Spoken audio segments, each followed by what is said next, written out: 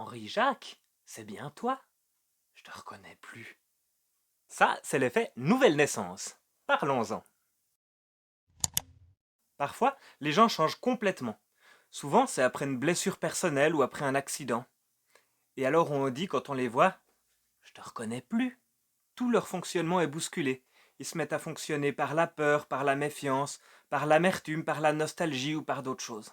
Il arrive aussi que les gens changent énormément suite à un événement heureux, par exemple une mise en couple ou une naissance.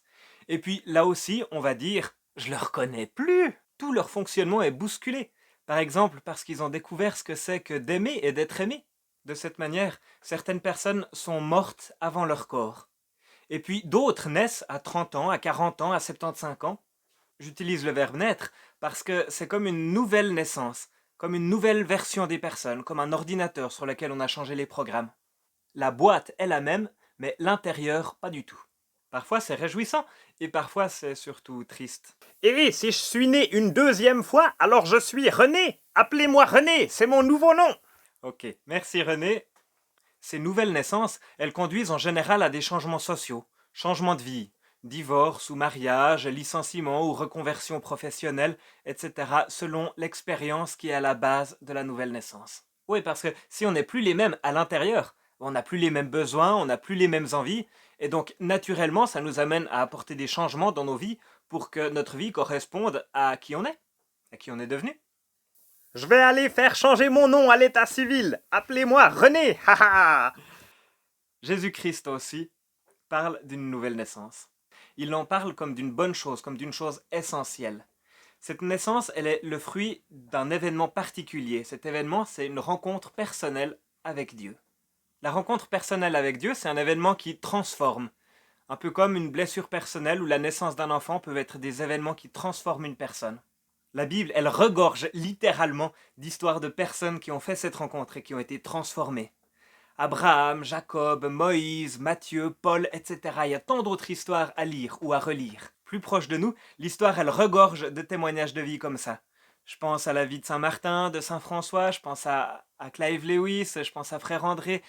Il y a tellement de monde comme ça. Et peut-être même parmi vos proches, vous connaissez quelqu'un qui a fait cette rencontre et qui a été transformé. La rencontre avec Dieu, elle transforme. Et de cette nouvelle naissance vient un changement radical de vie. On passe d'une vie stérile, parfois à une vie porteuse de mort, à une vie qui est porteuse de lumière, porteuse de vie.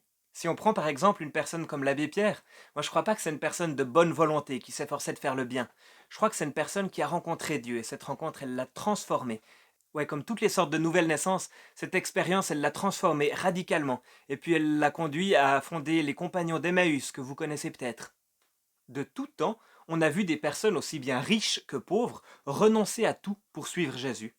C'est une rencontre qui les transforme vraiment en profondeur. D'une certaine manière, ils sont morts à eux-mêmes en même temps que Jésus, et puis ils sont redevenus vivants en même temps que Jésus, ils sont nés de nouveau en même temps que Jésus.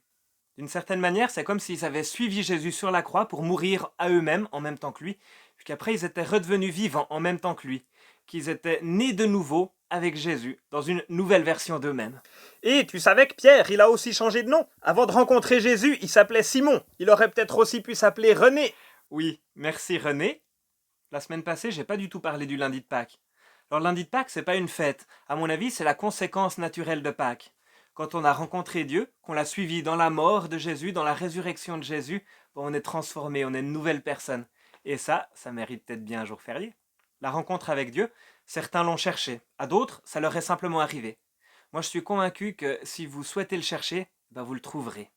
Et si par hasard un jour il vient frapper à votre porte, pourquoi pas lui ouvrir, puis l'inviter à souper. Ce qui adviendra ensuite, vous verrez bien. Et vous, cette idée d'une nouvelle naissance, ça vous parle? En bien, en mal? Donnez vos avis dans les commentaires, ça m'intéresse. Voilà, c'était la méditation de la semaine. Si ça vous a plu, n'hésitez pas à vous abonner en cliquant là pour rien manquer. Vous pouvez mettre un pouce bleu, écrire un commentaire, c'est toujours bon.